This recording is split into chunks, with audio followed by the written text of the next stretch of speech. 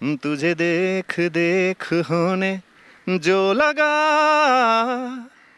तन्हाइयों में दिल रोने जो लगा,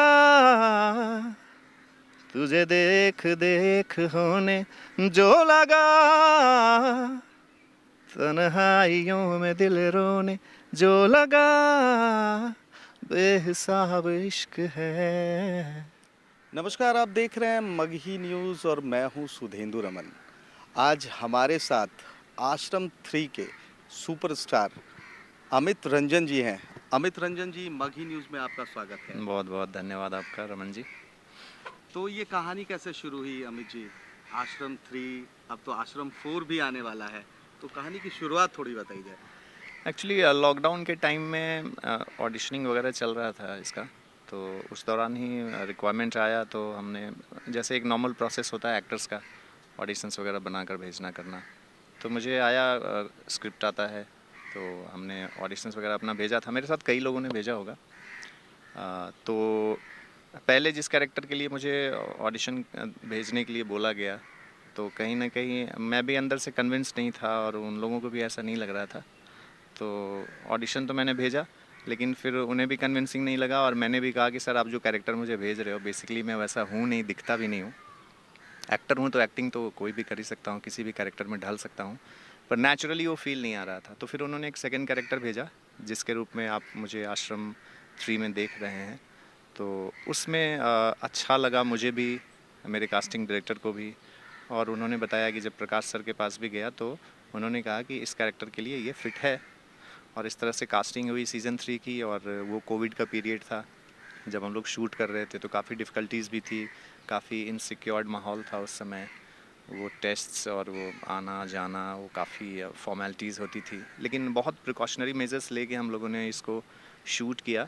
हमारा फर्स्ट लोकेशन जयपुर था, सेकंड लोकेशन भोपाल था, और हमने पूरी शूटिंग वहाँ कंप्लीट की और बहुत मज़ा आया। मेरे लिए भी बहुत अच्छा एक्सपीरियंस रहा, क्योंकि मेरी हमेशा से कोशिश रहती है प्रकाश झा और इस तरह के जो रियलिस्टिक डायरेक्टर्स हैं, चाहे वो प्रकाश झा हों या नीरज पांडे हों, तो इन लोगों के सानिध्य में काम करना मेरा हमेशा से सपना रहा था। और कहीं ना कहीं ये सपना पूरा हुआ, तो आप कह सकते हैं कि it was like a dream comes true. ये तो प्रकाश झा के साथ आप पहले भी काम कर चुके हैं। हाँ, मैंने भी प्यार किया जी जी जी सीरियल में आपने काम किया, तो लगता है कि जी जी जी। बहुत निकटता उनसे बहुत आपकी है। बहुत पता नहीं, मैं कह सकता हूँ कि एक ऐसा संबंध जो बहुत उजागर नहीं रहा, पर आज से करीब 8-10 साल पहले एक चैनल लॉन्च हुआ था, मौरी टीवी। तो मैंने उस चैनल के लिए सीरियल किया था, जो आपने बोला, हाँ मैंने भी प्यार किया। पटना और उसके आसपास से उसकी शूटिंग हुई थी, और वो भी बहुत अच्छा एक्सपीरियंस था। तो कहीं ना कहीं मेरी जो प्रॉपर जर्नी स्टार्ट हुई, एक ऑर्गेनाइज वे में जो मैंने काम करना शुरू किया, वो उनके चैनल से ही मेरी शुरुआत भी हुई थी। और आज एक बड़ा ब्रेक भी उनके बैनर के तले ही मिला है। मैं चाहूँगा आगे भी उनके बैनर के तले काम प्रकाश झा करूँ। ने बहुत बड़े बड़े एक्टर अपने प्रोडक्शन हाउस से निकाले हैं, तो क्या हम कह सकते हैं कि अमित रंजन भी उनमें से एक होंगे? डेफिनेटली मैं तो प्रकाश झा प्रोडक्शंस की ही खोज कह सकता हूँ अपने आप को, क्योंकि मुझे यहाँ चुना गया था उनके प्रोडक्शन हाउस के ज़रिए। उस समय मुझे याद है डायरेक्टर थे ललित झा, जो यहाँ के सारा प्रोग्रामिंग देख रहे थे। हमारे चैनल, हमारा जो चैनल था मौरी टीवी, उसका जो सीरियल था उसे भी उन्होंने ही डायरेक्ट किया था। तो कहीं ना कहीं मैं उस चैनल की ही खोज हूँ, और मेरे जैसे कई कलाकार यहाँ खोजे गए थे। कई आज कंटिन्यू कर रहे हैं, कई लोग कुछ होता है पर्सनल प्रॉब्लम्स की वजह से डिसकंटिन्यू करना पड़ा। लेकिन कहीं ना कहीं मैं प्रकाश झा प्रोडक्शंस की ही खोज हूँ, और उस समय हमें कुछ वर्कशॉप करवाया गया था, वो मुझे बहुत काम आया। आज भी मुझे वो काफ़ी सपोर्ट करता है जब मैं काम करता हूँ, जब मैं एक्ट करता हूँ, तो उसमें मुझे बड़ी मदद मिलती है। आपकी पहली फिल्म कौन सी थी? पहली हिंदी फिल्म जो मेरी रिलीज़ हुई थी वो आवाहन थी, उषा चलचित्र के बैनर तले।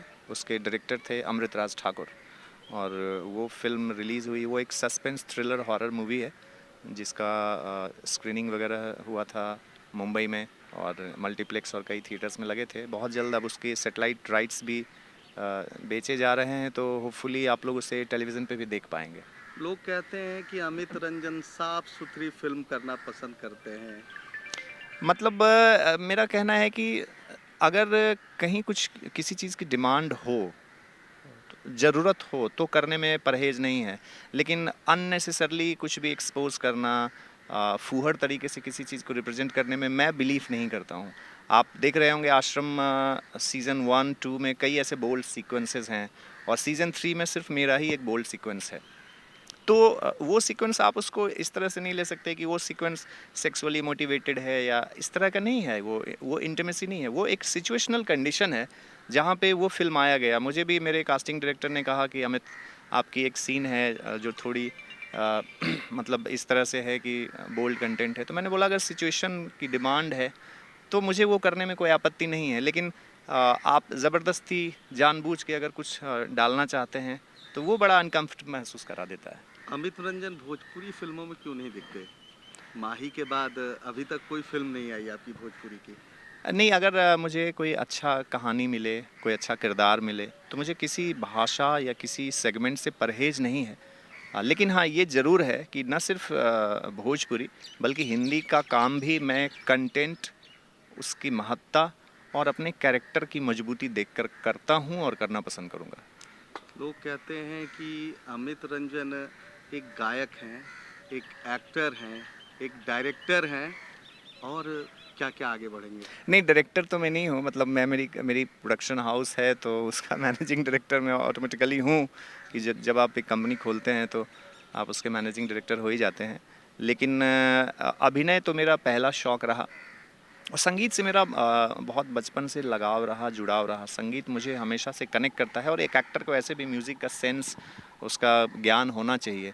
तो संगीत कहीं न कहीं मेरी रगों में बसता है, मेरे लहू में बहता है वो संगीत। वो मुझे बहुत सपोर्ट करता है जब स्ट्रेसफुल सिचुएशंस होते हैं या कभी ऐसा माहौल होता है तो संगीत मुझे कहीं न कहीं बहुत सपोर्ट करता है। तो इस बार आप देखेंगे हमारी एक सीरीज़ है, तो इस बार मैंने एक बहुत अच्छा सॉन्ग कंपोज़ किया था जिसे मैंने जावेद अली के साथ रिकॉर्ड किया था मुंबई में। हमारी एक सीरीज़ आएगी बेहिसाब इश्क, जो हमारी अपकमिंग प्रोजेक्ट है। तो मैंने जावेद अली को रिकॉर्ड किया। कई लोगों ने कहा कि ये गाना आप गाओ, मैंने कहा कि नहीं, मैं चाहता हूँ जावेद भाई इसको गाएँ, क्योंकि मैं गाता हूँ पर गाने के साथ जो सही न्याय कर सकता है मैं चाहता हूँ कि वो काम हो तो ज़्यादा बेहतर है। अमित रंजन शारदा सिन्हा के साथ काम किए हैं, जावेद अली के साथ काम किए हैं, सुरेश वाडेकर के साथ काम किए हैं। मतलब एक धीरे धीरे कह सकते हैं कि आयाम, एक सीढ़ी जुड़ती जा रही है बड़े बड़े लोगों के साथ। जी जी जी जी, यही तरीका ही होता है। किसी भी काम का यही तरीका है और मैंने कहा कि मैंने बहुत सेलेक्टिव काम किया। मैंने काम करने से ज़्यादा काम छोड़ा, लेकिन जो आप छोड़ते हैं उसकी गिनती नहीं की जाती, जो आप करते हैं गिनती उसकी होती है। लेकिन डे वन से, चाहे 2011 में शारदा सिन्हा के साथ काम करना हो या उसके बाद सुरेश वाडेकर के साथ हमने म्यूज़िक वीडियो किया, अभी मैं जावेद अली के साथ कर रहा हूँ, आगे भी कुछ बड़े चेहरे हैं जो जुड़ेंगे हमारे साथ। ऐसा भी आया था कि बड़े बड़े बैनर और बड़े बड़े नामों के साथ रवि किशन, निरहुआ, पवन सिंह के साथ आपको काम करने का मौका मिला, लेकिन अमित रंजन ने कहा कि नहीं, अब इसमें नहीं। मतलब मैंने कहा ना कि किरदार ऐसा नहीं था कि मुझे लगा कि मुझे रिकॉग्नाइज़ किया जाएगा। तो कहीं न कहीं रिकॉग्निशन और सेल्फ सेटिस्फैक्शन के लिए मैं काम करना चाहता हूँ, मैं गिनती के लिए काम नहीं करना चाहता। अमित रंजन ने तो अपनी पहचान बना ली है, अब क्या ज़रूरत है? नहीं, अभी मुझे ऐसा नहीं लगता है, ये तो आपका बड़प्पन है। लेकिन मुझे लगता है कि अभी बहुत संघर्ष किया जाना बाकी है और मैं चाहता हूँ कि और कुछ अच्छे काम करूँ, जिससे कि वाक़ई में थोड़ा नाम और हो, लोग जानें, पहचानें। आपने चिराग पासवान जी के लिए भी एक बिहार फर्स्ट बिहारी फर्स्ट जो उनका मिशन है, उसका गाना गाया है, उसके लिरिक्स लिखे हैं, तो ये कैसे, मतलब कैसे हुआ? मेरे एक मित्र हैं, वो चिराग पासवान जी की पार्टी के आईटी सेल के अध्यक्ष हैं। तो उन्होंने मुझे बताया कि ऐसा-ऐसा है और चिराग जी चाहते हैं कि एक सॉन्ग बने बिहार और बिहारियों को लेके, उनका ये है। तो मुझे भी हमेशा से बिहार और बिहारियत को लेके मेरे अंदर बड़ी फीलिंग रहती है। मैं मुंबई में भी होता हूँ तो वहाँ डायरेक्टर, प्रोड्यूसर्स, राइटर्स को कन्विंस करता हूँ कि आप बिहार चलिए, हम जितना हो सकेगा सपोर्ट करेंगे। तो जब मुझे उनका थीम पता चला कि बिहार फर्स्ट और बिहारी फर्स्ट को लेके उनका कुछ है, सोचा है उन्होंने, एक कैंपेन सॉन्ग बनाना है, तो मैंने बोला डेफिनेटली ये तो मेरे अंदर भरा हुआ है। तो मैंने उसकी राइटिंग भी की, कंपोजिशन किया, लिखा, गाना तैयार हुआ, काफ़ी लोकप्रिय भी हुआ, सब लोगों ने सराहा भी। हाँ, चिराग पासवान के साथ एक समय यही गाना जिधर भी जाते थे तो आप ही का गाना बज रहा था।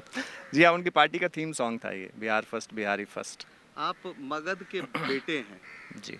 तो क्या कोई मगही फिल्म करना पसंद करेंगे या मगधी जो है, मगह की जो बोली है मगधी, उसको बढ़ावा देने में कुछ अमित रंजन आगे आएंगे? क्यों नहीं, निश्चित रूप से मैं आगे आऊँगा और अगर कोई इस दिशा में कुछ करना चाहे तो मैं सपोर्ट करूँगा और मैं अगर करना चाहूँगा तो लोगों का सपोर्ट चाहूँगा। डेफिनेटली आप तो देख सकते हैं कि मैं मगध से बिलोंग करता हूँ। मेरी कंपनी का नाम ही मगध मूवी हाउस मैंने रखा, क्योंकि मैं चाहता था कि मैं जिस क्षेत्र से बिलोंग करता हूँ तो मैं उसकी पहचान को लेके आगे बढ़ूँ। तो हमारी कंपनी का नाम भी है, और भविष्य में डेफिनेटली कुछ अगर लोग जुड़ें तो हम ऐसा प्रोजेक्ट ज़रूर करेंगे जिससे मगध और मगही का, आप देखिए हमारा चैनल जो आपका है वो भी मगही न्यूज़ है, तो मैं चाहूँगा कि इन सबों का उत्थान हो, हमारे माध्यम से हो या हमारा उत्थान उस माध्यम से भी हो। अभी कुछ प्रोजेक्ट आप करने बिहार आए थे, क्या जी, क्या था, बताएं कुछ। हम लोग अभी कुछ इंटरनेशनल फिल्म फेस्टिवल्स के लिए प्रोजेक्ट शूट कर रहे थे। आपने देखा इस बार ऑस्कर में हिंदी शॉर्ट फिल्म को ऑस्कर अवार्ड दिया गया, एलिफेंट विस्परर्स। आप देखेंगे उसका कॉन्सेप्ट बहुत मौलिक है और उन लोगों ने काफ़ी वर्कआउट किया।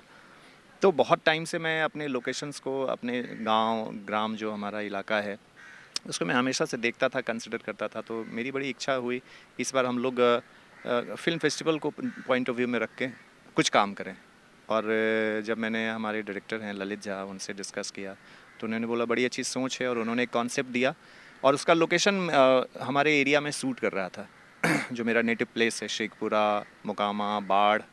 तो इस इलाके में हमारी कहानी का जो है वो फिल्मांकन करना मुझे काफ़ी अच्छा लगा। हमने शूट किया 2 भीड़ प्रोजेक्ट। बहुत हो रही थी अमित रंजन को देखने के लिए, लोग कहते हैं कि बहुत सारे लोग आ गए थे, शूटिंग करने में भी दिक्कत हो रही थी। थोड़ा बहुत हो जाता है, लेकिन कहीं ना कहीं वो क्राउड जो है वो कहीं ना कहीं बहुत ही एनर्जी बूस्ट भी करता है। और चूँकि वो मेरा जन्म स्थान है तो मैं तो वहीं का बेटा हूँ, तो इस वजह से भी लोगों से मिलना जुलना होता रहता है। तो कई लोग मिलने आ रहे थे, बहुत लोगों को मैंने बताया इसलिए नहीं था, मैं नहीं चाहता था कि बाहर जो क्रू आ रही है उसको परेशानियों का सामना करना पड़े।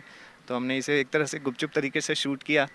5 से 6 दिन का शेड्यूल था और इसमें हमने 2 प्रोजेक्ट कंप्लीट किया, और बहुत जल्द इसको हम लोग कुछ नेशनल और कुछ इंटरनेशनल फिल्म फेस्टिवल्स में भेजेंगे, और उम्मीद है कि कुछ अवार्ड भी हासिल हो।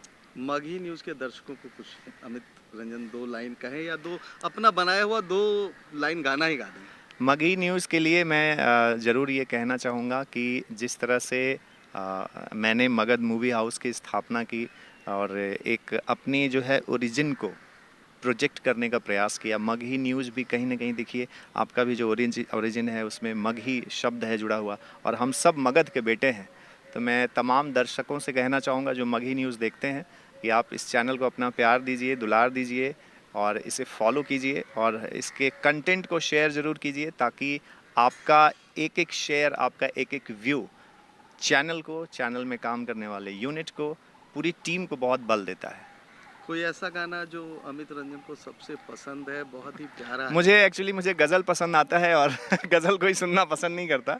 तो अभी रिसेंटली हमने जावेद अली के साथ जो गाना रिकॉर्ड किया था, जी हाँ, 2 मुखड़ा हो जाए। बेहिसाब इश्क है उस फिल्म का नाम, और उसका ही टाइटल सॉन्ग जावेद अली ने जो गाया था, कंपोज मैंने किया था। तो वो इस तरह से है। तुझे देख देख होने जो लगा, तन्हाइयों में दिल रोने जो लगा, तुझे देख देख होने जो लगा, तन्हाइयों में दिल रोने जो लगा, बेहिसाब इश्क है। बहुत खूब, बहुत खूब। अमित जी, हम चाहेंगे कि आपकी जो फ़िल्म, जो आने वाली फ़िल्म आश्रम 4 है, फिर सफलता के नए आयाम लिखे। थैंक यू वेरी मच, और मगही न्यूज़ को बहुत बहुत धन्यवाद। आपने इतने अच्छे तरीके से मेरी चीज़ों को दर्शकों तक पहुंचाने का काम किया, तो मैं आभारी हूं मगही न्यूज़ का और आपका, और तमाम दर्शकों को मेरी तरफ से नमस्कार। तो ये थे आश्रम 3 और आने वाली फ़िल्म आश्रम 4 के सुपरस्टार अमित रंजन। इनकी फ़िल्म कुछ दिनों के बाद OTT प्लेटफॉर्म पर आएगी। इनकी फ़िल्म को ज़रूर देखें, सराहें, इनकी एक्टिंग को सराहें। बहुत ही अच्छे एक्टर हैं, बहुत ही अच्छे उभरते हुए बिहार के अपने माटी के लाल हैं।